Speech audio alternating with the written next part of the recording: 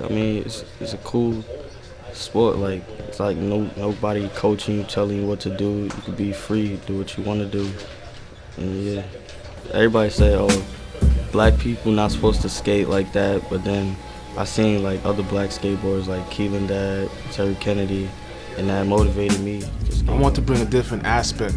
I mean, we have the usual stuff out here, the basketball, the football, but skating was something that, people really didn't think would work out here.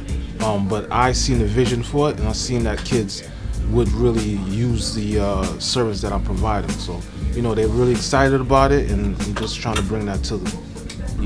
I was first introduced to a skateboard just about 10 years ago when my cousin came down from Pennsylvania. He's been skating for about 10 years prior to that. So, he would tell me like, yo, dude, I've been skating for 10 years, and I was just blown away like how something with four wheels could bring so much joy to a person. But he never really took out the time to show me anything. So when I tried to do it on my own by going to a, local East New York playground where I used to live at in the East, it was just frowned upon, where people would be like, oh, you're a white boy for stepping on the board like that or whatever. So I was riding around on my knee on the board just to get some type of excitement or used to even going.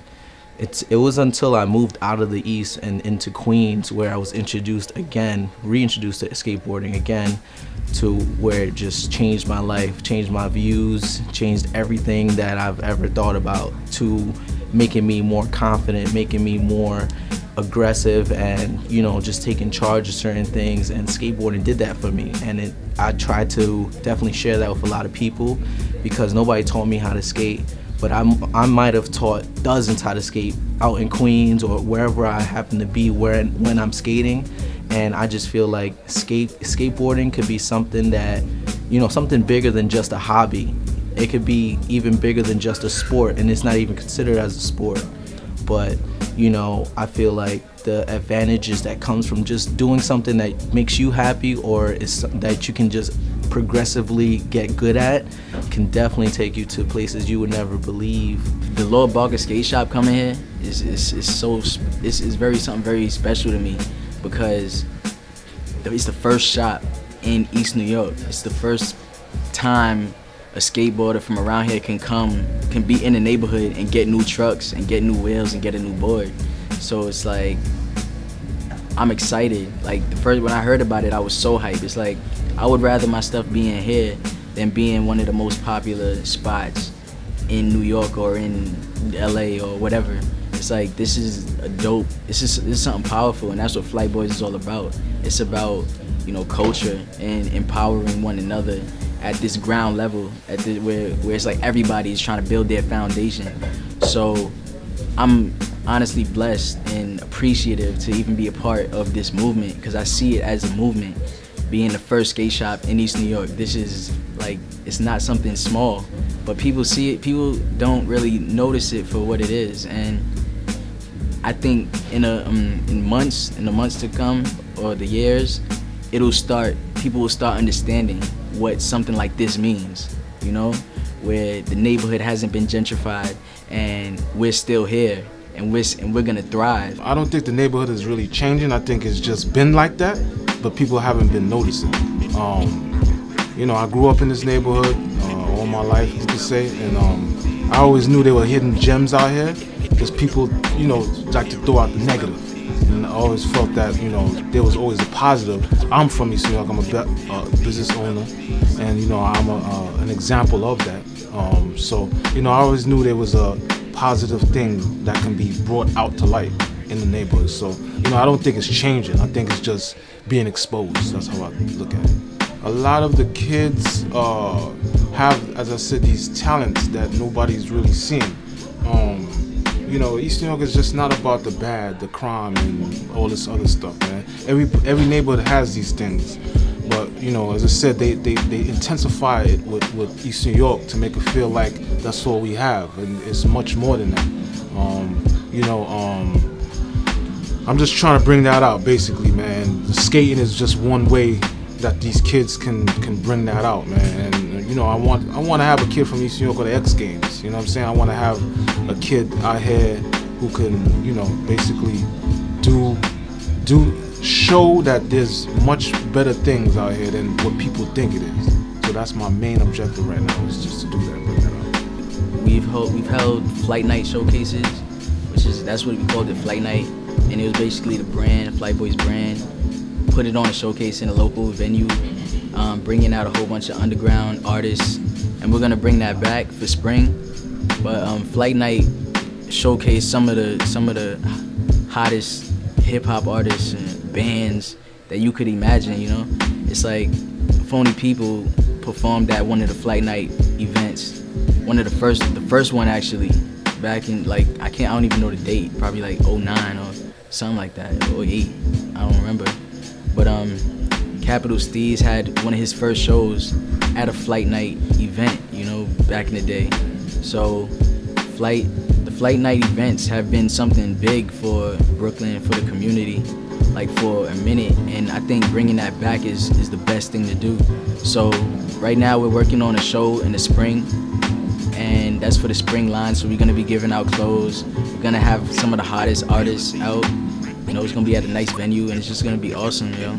If you didn't know me from a hole in the wall, you could just look at the pictures on my Instagram and the videos that will explain more than enough to actually who I am and what I'm about.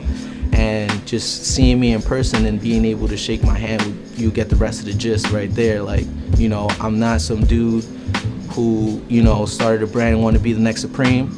I'm some dude who started a brand and want to definitely give back to my community. You know, being from East New York and back in East New York with a skate shop now is like a blessing come true, because again, skateboarding was frowned upon just 10 years ago. And you know, you got guys out there who are well known, like a number of music recording artists who are jumping on boards nowadays, even if it's for take a picture or to actually have fun, you know.